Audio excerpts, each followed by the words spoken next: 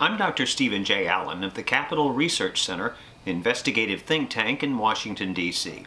We're a watchdog over the abuse of government power by special interest groups and their allies. And with the release of the House Intelligence Committee memo, we now have the biggest story so far this year of how a government agency, the FBI, was wrongly influenced by political interests. I've been studying the Russia investigation since it started. This memo confirms what I've been reporting since last summer, that the principal basis for the Obama administration spying on the Trump campaign was a fake dossier put together by Donald Trump's political opponents, paid for by the Democratic Party and the Clinton campaign. Here's what happened. Top officials in the Obama Justice Department were desperate to stop Donald Trump from becoming president. But they couldn't spy on the Trump campaign without a legal basis, such as a warrant under the Foreign Intelligence Surveillance Act, or FISA. A FISA warrant requires convincing a judge of this, that the spying would probably produce, evidence of someone acting illegally as an agent of a foreign power. To that end, they used what's called the dirty dossier, a document claiming that Donald Trump, visiting Moscow, found out that the Obamas had stayed in the same hotel room, so he hired prostitutes to use the bathroom on the bed, to defile it. According to the dossier, this event was recorded and used by the Russians to turn Donald Trump into a Russian spy, with campaign officials going to places like Prague to meet with their Russian spy masters. Yeah, seriously. Again, the dirty dossier was paid for by the Clinton campaign and the Democratic National Committee, through their law firm Perkins Coie and the opposition research firm Fusion GPS. The author was a British ex-spy named Christopher Steele.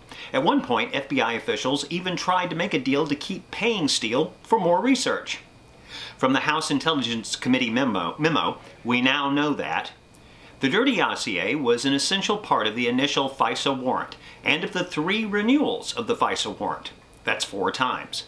Deputy FBI Director Andrew McCabe, who signed one of the FISA applications, confirmed that the FISA warrants would not have been issued without the dirty dossier.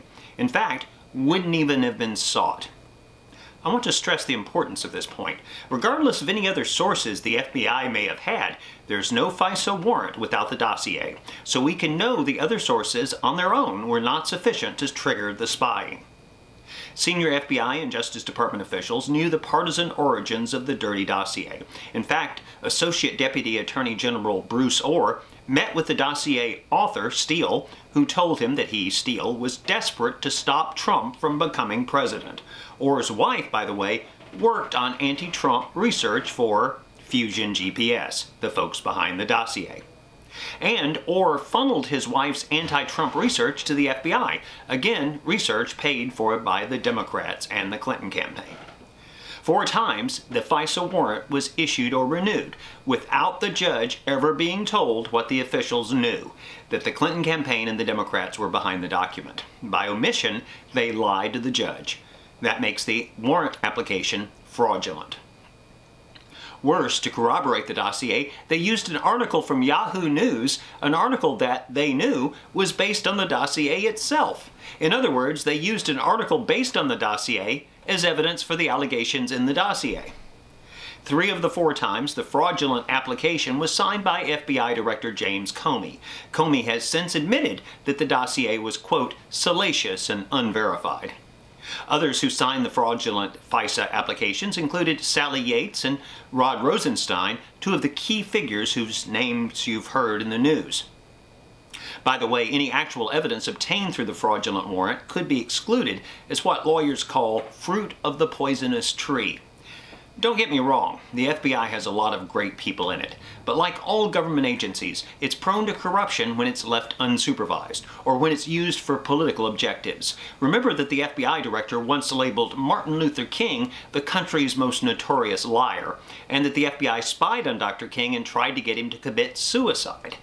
It's taken the FBI a long time to live that down, and now, thanks to a few dirty cops at the top, the FBI will have to live this down.